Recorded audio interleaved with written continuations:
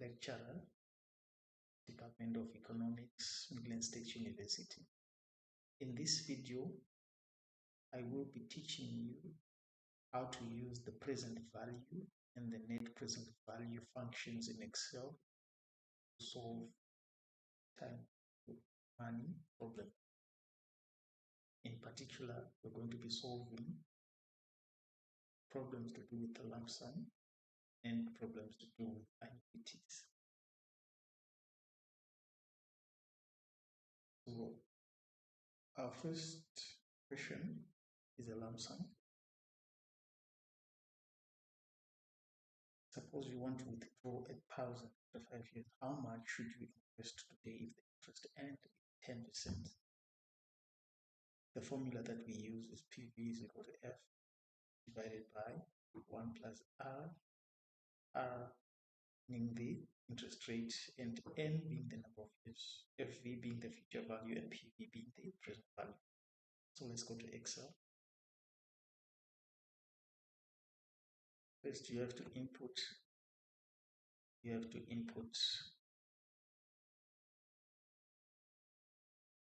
the variables. Interest, say it is 10%, the number of years is 5, and the investment that we want to raise, or the money that we want to raise, 1,000. So how much do we need to invest now? So using our formula, say that the future value, which is 1,000, divided by 1 plus the interest rate, which is 10%. Then you close that bracket. You raise everything there, the denominator to the power of the number of years, 5.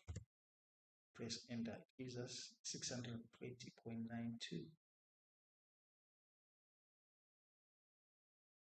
Then we could do it a much simpler way, where we use the PV method. So just type in PV, present value, double click on that. So it asks you for a rate, which is 10%. Put a comma. Number of payment periods is 5. Payments, in this case we don't have annual payments or periodic payments, so we'll put a 0.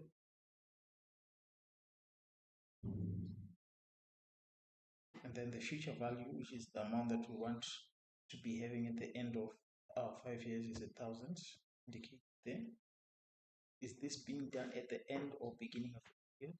In this case, it's the end of the period. So double click on the 0, or just type in a 0. Close our bracket. Press enter.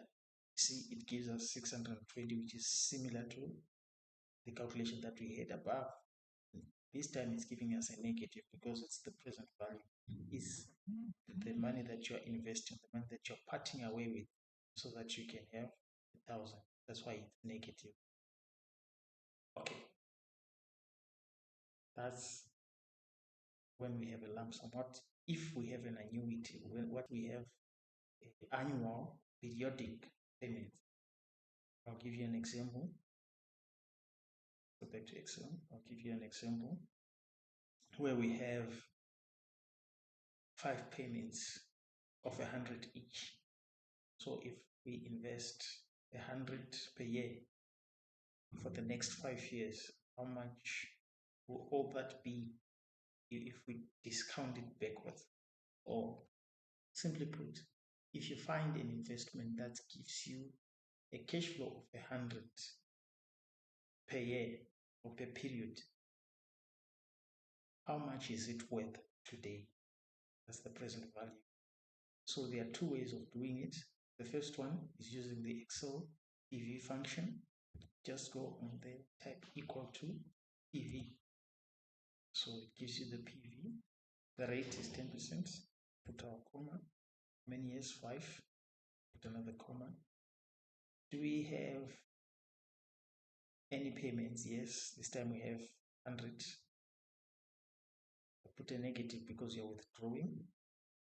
Then what's the future value? We have no future value. And is it being done at the beginning or at the end? said is at the end.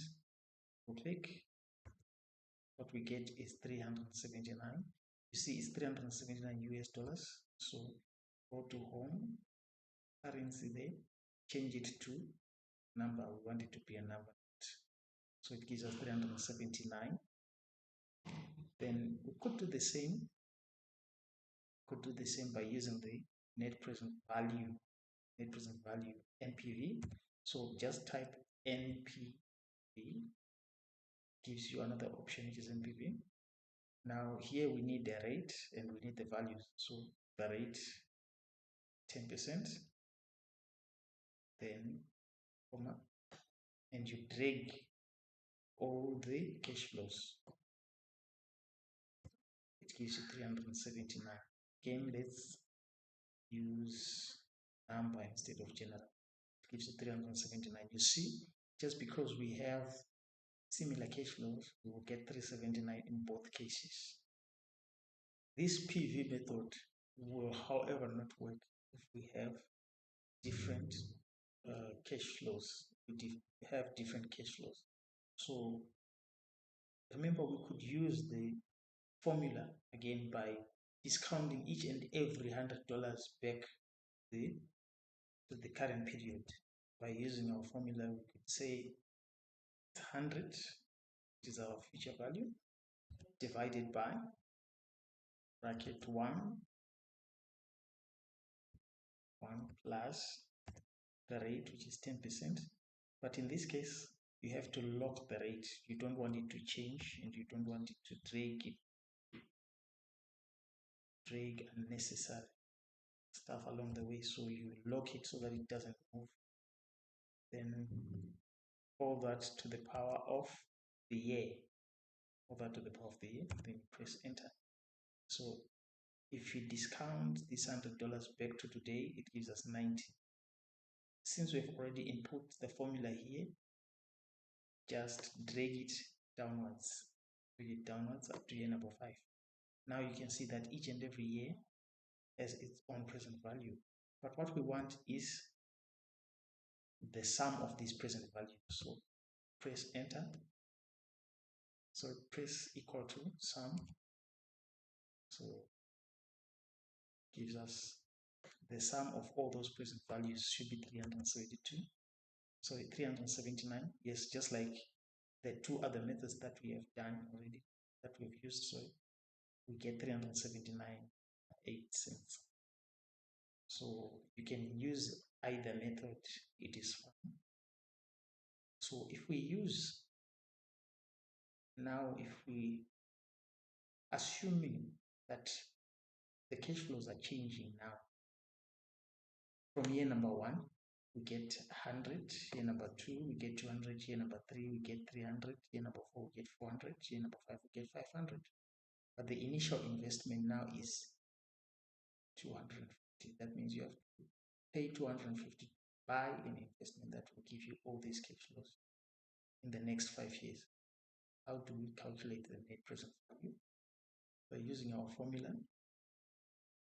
it's equal to the future value divided by 1 plus the interest rate, which we will lock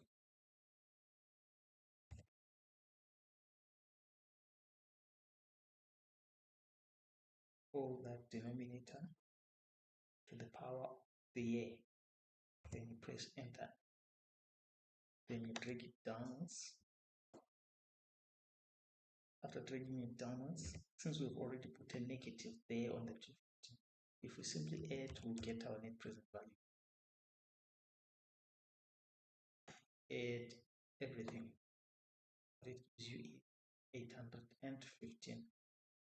That's the net present value.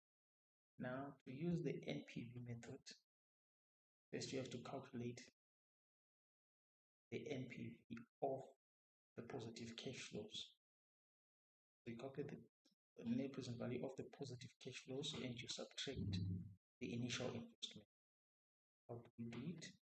Type NPV. What is our rate? 10,